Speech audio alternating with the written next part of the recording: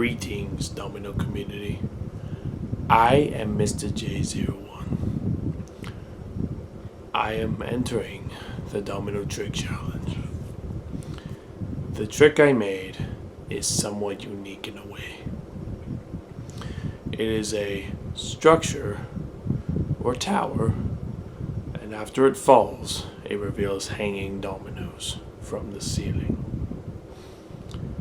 I hope you guys see this as a cool trick. Enjoy the video. Here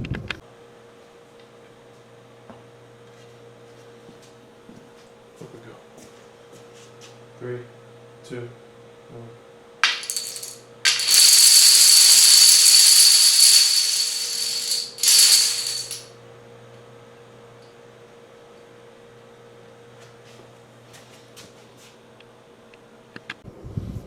If you want to see a tutorial on this video later on my channel, then subscribe and I'll make a tutorial.